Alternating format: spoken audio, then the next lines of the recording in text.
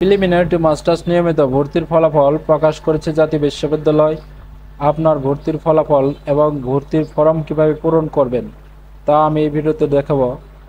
আপনারা প্রথম মেরিট লিস্টে চান্স পেয়েছেন কিনা তা এখান থেকে চেক করে নিতে পারবেন।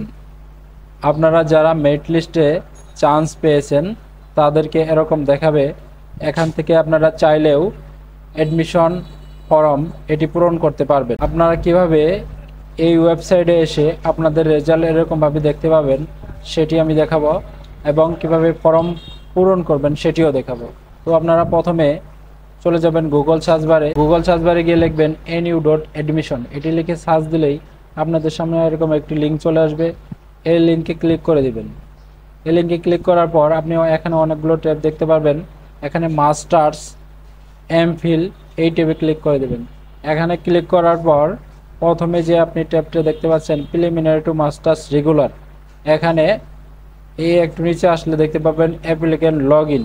এই অ্যাপ্লিকেন্ট লগ ইন এই বাটনে ক্লিক করে দেবেন। এই পেজে এসে আপনাদেরকে এখানে অ্যাডমিশন রোল নাম্বার এবং পিন নাম্বার দিতে হবে। আর admission roll number pin number আপনারা যদি না জেনে থাকেন, এখানে ফরগট অ্যাডমিশন রোল নাম্বার এখানে ক্লিক করলে আপনারা পেয়ে যাবেন। এখানে আপনার যে আপনি ডিগ্রি পাস করেছেন এই ডিগ্রি পাসের রোল নাম্বারটা এবং ডিগ্রি পাসের রেজিস্ট্রেশন নাম্বার এবং আপনার পাশের যে বছরটি আছে সেটি সিলেক্ট করে দিবেন।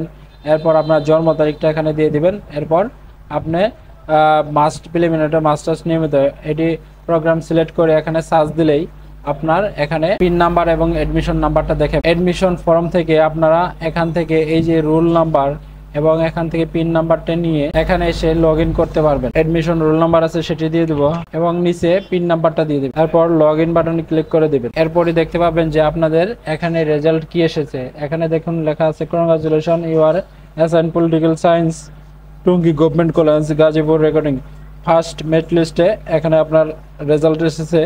তো আপনি এখান থেকে রেজাল্ট দেখার পর এরপর অ্যাডমিশন ফর্ম এখানে ক্লিক করে দেবেন। অ্যাডমিশনে ক্লিক করার পর আপনাকে এরকম একটি পেজে আপনাদের যে সঠিক তথ্য আছে সেগুলো দিয়ে আপনাকে এখানে ফিল আপ করতে হবে। তো আপনারা এখান থেকে আপনার ন্যাশনালিটি বাংলাদেশ এটি সিলেক্ট করে দেবেন এবং আপনার যে ধর্মের সেটি এখানে ধর্ম সিলেক্ট করে দিবেন এবং আপনাদের গার্ডিয়ানসের নাম এখানে একটি গার্ডিয়ানসের নাম দিয়ে দিবেন এবং গার্ডিয়ানসের মোবাইল নাম্বার দিয়ে দিবেন এবং ফাদার্স বা গার্ডিয়ানস যা আছে তাদের বাৎসরিক ইনকাম কত সেটি এখানে করে দিতে পারেন। এরপর এখানে আরেকটি ইম্পর্টেন্ট কথা হচ্ছে, do you want to change your assign subject.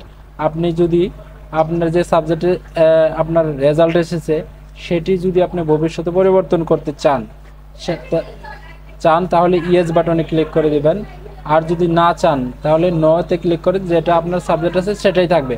আর যদি ইয়েস বাটনে ক্লিক করে দেন পরবর্তীতে আপনার মাইগ্রেশন হয়ে আপনার যে সাবজেক্ট নিচে বা উপরে আছে সেগুলোতে আপনি চান্স পেতে পারেন। এরকমভাবে এখানে আপনি সিলেক্ট করে দিতে পারবেন। এরপর এখানে আপনার পার্মানেন্ট অ্যাড্রেস দিতে হবে। আপনার পার্মানেন্ট অ্যাড্রেসটা সিলেক্ট করে দিবেন। এরপর এখানে প্রেজেন্ট অ্যাড্রেসটা সিলেক্ট করে দিবেন, দেন সেভ ইনফরমেশনে ক্লিক করে দিবেন। সেভে ক্লিক করার পর আপনাকে এরকম একটি পেজে নিয়ে আসবে যে congratulation, you are assigned PDF file download করার জন্য দেওয়া হবে। সেটি এখান থেকে আপনি ডাউনলোড করে নিতে পারেন। পিডিএফ ফাইলটি ডাউনলোড করা হয়ে গেলে আপনি পরবর্তী এবং কাগজপাতিগুলো এবং আপনাদের যে ভর্তির টাকা আছে সেটি আপনার যদি অনলাইন ব্যাংকিং থেকে থাকে সেটি অনলাইন ব্যাংকিংয়ের মাধ্যমে আপনারা পেমেন্ট করতে পারবেন। আর যদি অনলাইন ব্যাংকিং কলেজে না থাকে তো আপনারা সরাসরি কলেজে গিয়ে ভর্তি হতে পারবেন। আর কি কাগজপাতি লাগবে প্রিলিমিনারি মাস্টার্স নিয়মিত ভর্তি হতে সেগুলো আপনি পরবর্তী একটি ভিডিওতে দিয়ে দিব।